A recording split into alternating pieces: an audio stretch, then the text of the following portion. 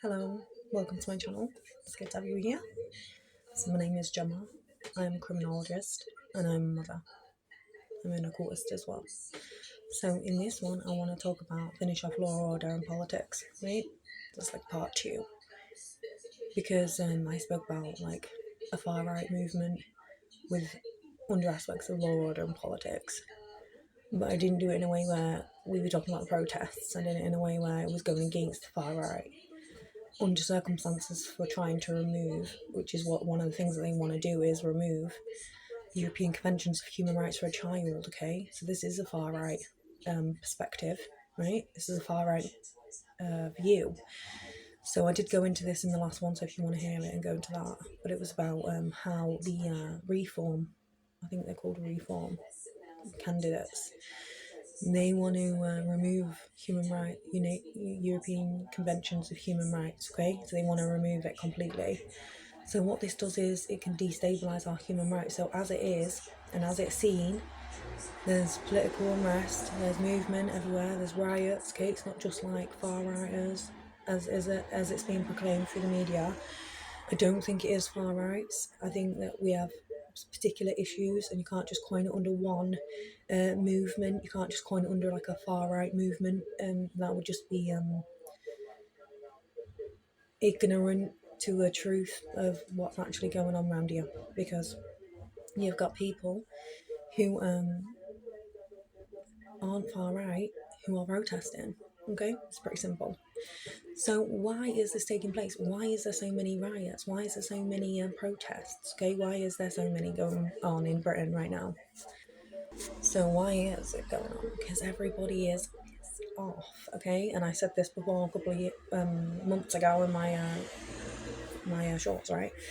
And there's a reason. It's because things aren't being things aren't being documented properly. Things aren't being documented properly.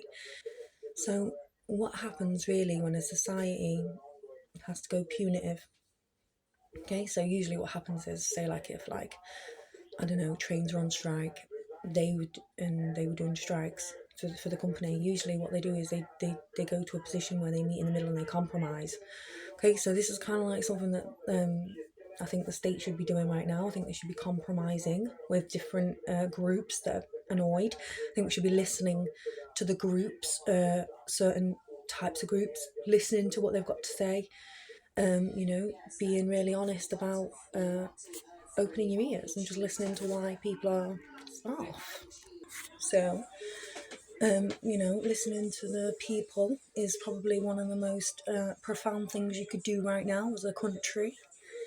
Okay, as the leaders. Okay, it's speaking to the people and finding out what's going on instead of taking punitive approaches, because we have to stop taking that punitive approach because we know that it doesn't work. Okay, so what's the best way we can deal with this is really creating spaces for people to like speak. Okay, creating podiums for people to speak. Okay, what they think should happen in certain areas, listening to them, like getting your MPs to listen to the people, taking individual voices. Okay, and then seeing how much that reflects against the community, rather than just saying, oh, you're just one independent voice, you're not going to be heard. Okay, so instead of doing this kind of stuff to people when they're trying to approach like MPs and stuff like this, you need to sort of like understand that there's a bridge then that people want to understand. They want you to hear what's going on so that we can deal with this situation instead of just ignoring it. Okay, because it's just going to get worse, and that's the reality, and more people are going to talk about it as well. So just because one person's approached an MP to sort something out doesn't mean that it's going on everywhere else. Okay, so usually they don't listen to individual people, but we have to understand that if there's a riot taking place, okay, and it's it's got to a point where like riots are taking place. Okay, so a riot would be a far right approach. Okay, so this might be one of the reasons why they're calling it a far right protest, because a far right is a violent expression. So this is probably why they've coined it as a far right act, because the act itself of the riot is far right, okay, because there's violence involved. So this is probably why they're saying this. So I also have another suggestion. Instead of nicking them quick, I think that's one of the things that they've said, nick them quick, is more of a position to sort of create a space of violence as well. You know, that creates a space of violence. And there's a place within it when we need to take that step away and understand that these people have something to say and listen to them, because this is the only way it's going to stop the violence. So usually this is what happens. They meet in the middle. So companies and their employers would protest, and they meet in the middle, and they find a common goal, or they find compromise. Great. And this is kind of like what needs to take place, instead of just like nicking everyone and everyone going mad and rogue and like turning this whole place into like an army land. Okay, it doesn't have to be that bad. So as an MP or PM, Prime Minister, you want to understand what's going on. You don't just pass punitive measures and judgment just because someone else is doing it, because it doesn't work. You just end up saying, there, you need to rise and understanding to listen to these people, because if you listen to these people and what they've got to say, a lot of them will say the same things as well, right? So you're hearing it, you know what needs to be changed, you know what they want to change. Okay, so it's either pushing society into a space where they don't want to be, okay, to the point where they are acting far right, and it's really about bringing that back and engaging with the people again, because if you don't, you've just got coppers out there and they're not listening to the people either. Okay, it's just going to cause more havoc. Okay, more people are going to start writing, and I don't condone it, right? This is why I'm trying to do it. That's what I'm trying to say. Because if we can bring an understanding together, or where we understand through wisdom what's taking place, or experiences, so experience and then understand, you can reach that with this, whatever trajectory it is for that person. That person might have experienced something, you're understanding them, and you're rising together in I know energies, okay? So with love, we understand that other person, because we're trying to understand their experiences and what they're going through, and then we rise together to I know energies, okay? So you do this with people all day long, when you come to an understanding with people, okay? When you meet compromise, okay? It might not be as high as that, but it can be this, right? It can be this or this, okay? I do understand you, and understand your experiences, and I'm willing to so we don't want a society where we are degrading, okay? This is why, okay? This is why people are upset. So it might have something to do with children going into care homes and the spike, loss of public sectors, okay? It's going to have something to do with immigration and the amount of people who are getting away with crimes against, children, okay, as well, right? And maybe a different religion or a different culture have committed some crimes from different countries, and people are upset. So you have to listen to this, okay? You were already on the boats, so it's kind of like this is kind of like where it's almost like you created a promise. Someone that created a promise, and it didn't provide, so that's obviously upset some people as well. So it's not just one problem suits all, okay? There's many different issues, like you've got doctors who aren't getting paid enough, okay? You've got student doctors who need more money, okay? Because they've got to work for like 6 years without anything. I think it's very minimal, right? So they're doing doctor jobs, so they're not being taken fairly, and this has been going on for like 6 months, a year, right? So it all builds up, okay? It starts with these things, and then it starts building up when things don't go, and if doctors aren't getting paid, student doctors aren't getting paid, there's an issue, and it's not going to settle, is it, until somebody really does declare that these people too should earn more money. Okay, it's public sector as well. Okay, we should be funding these public sectors. Okay, this is one of the issues that I've gone into a little bit on this one, because I don't want it to just be completely about immigration, because there's more issues to correlate to these riots than what people are actually saying. Okay, what the media is saying. Okay, because the media also have only so much they're allowed to say. They're also kind of silenced a little bit in certain areas, and it's sad, because there is red tape around things. Okay, so there's many issues, okay, that people are fighting for, wages, stuff like this, okay. So employment, money, issues, okay, population, stuff like this. But people aren't really, we're bothered about what's happening to the people. So let's go back again to the human rights. This is law, order, and politics. If you're going to pose a law and it's going to affect a lot of people, you're going to expect a riot. There's going to be an emergence of people who are upset about it, and they might protest in certain ways, and sometimes it's going to get far right because it depends on the reality of that situation, how it came about in the first place. So if you have children going into care and it's happening everywhere, there's going to be an unrest, okay? So this is where we sort of need to meet in the middle. We have to understand that you need to probably stop doing it, putting the kids in care, and replace the public sectors back again and restore them, and also pay people the right money. They earn their dues. They're public sectors. They're doctors. Okay, it's the future. Okay, they might just immigrate and go somewhere else, right?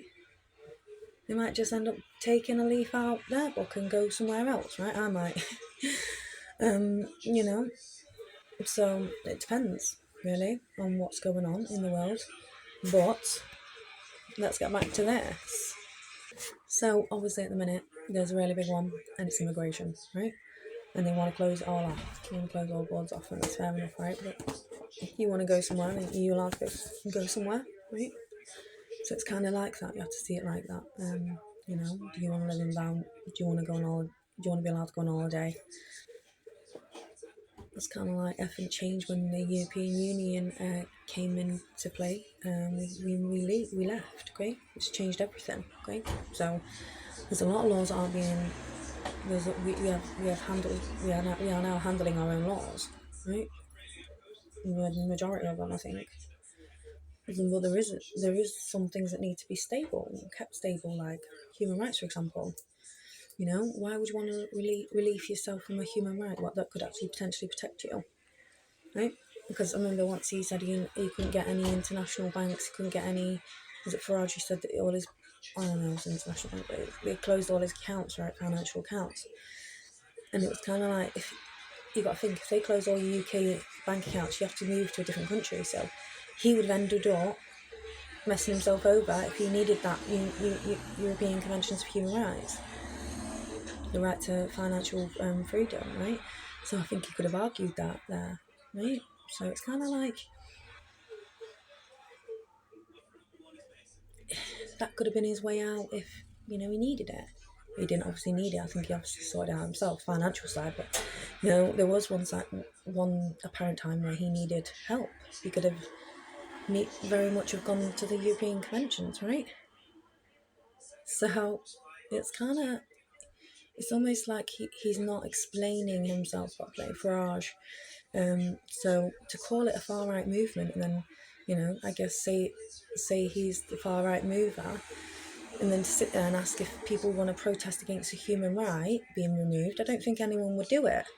So you can't just say it's all far right, because it makes it seem like it's all them as well. It's that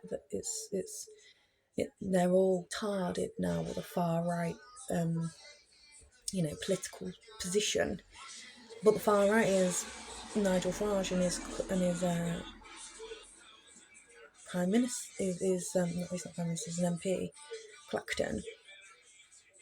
So he has obviously a position now in Parliament, but this is one of the things he wrote. So we have to really understand that it's not just the law order. So he's trying to politically make a law that abolishes the rights for that. But I don't think we would all agree with that, because it's a more of a positive than it is a negative. Okay, so when it comes to things like human rights, stuff like this, why would you want to change it?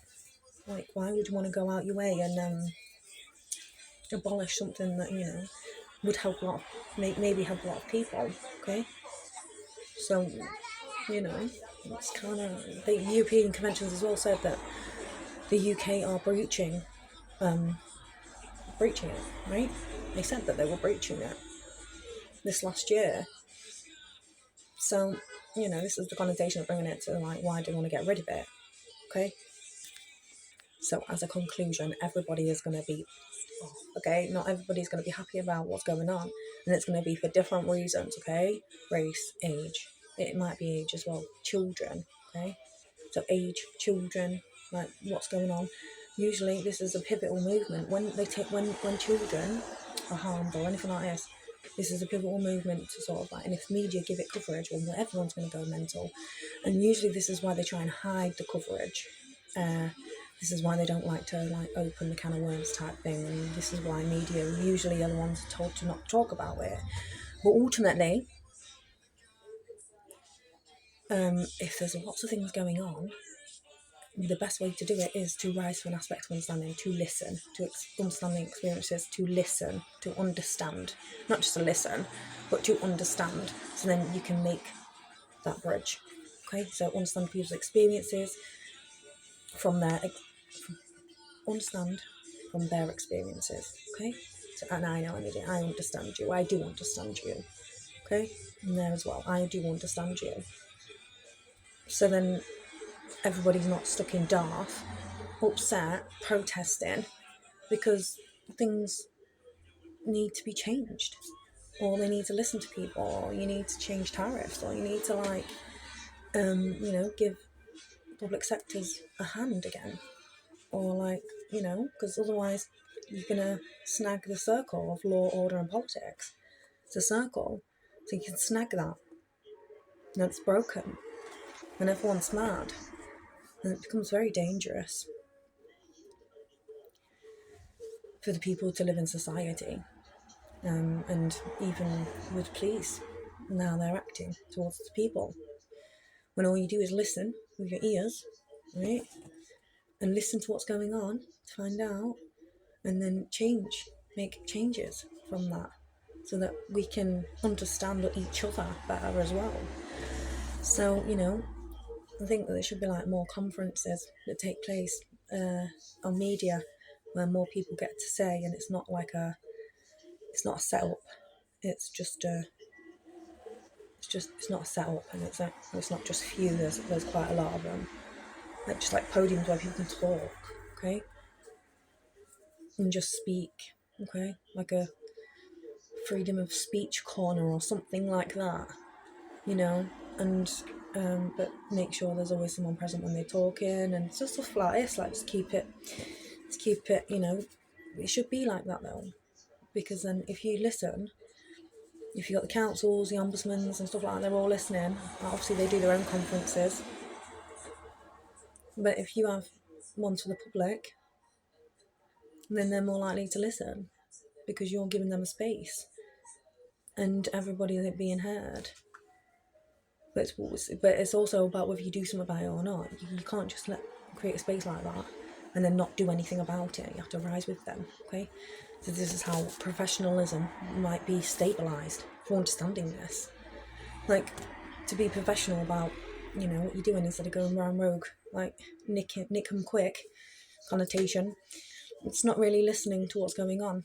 And when you do stuff like this, it destabilises a nation, but it destabilises you as well, as a company, a corporation and all that. Because it stops working, okay? And it's either, the people, the public, can either be seen as petulant children, right, who don't listen, and you just take it out on them, or you can actually see them as like individuals who have got something to say, who need to speak because there's something going on that's wrong, okay? And there's many things people are going to raise through this so that they can actually stand up for people and say, like because I'm saying about care homes and stuff, how it's doubled, no one's talking about this, the public sectors are being lagged, they're not helping, okay? There's a lot of corporate crime taking place. So when this takes place as well, people are going to get upset. That's just another ask to listen, to understand the position instead of just going around nicking everyone. Because if you're just going around nicking everyone, what's going to be left? Is it going to be like a retrieval where you just do what you want, take what you want, and then just leave everyone with nothing? Create stages of narratives to fight against this person and this person when really the true Reality is we're all in the same mix. We're all stuck here in this land, and we're all got to listen to these politics that are being said left, right, and centre, and everyone's getting the brunt end of it. Hey, you decide. Have a good day.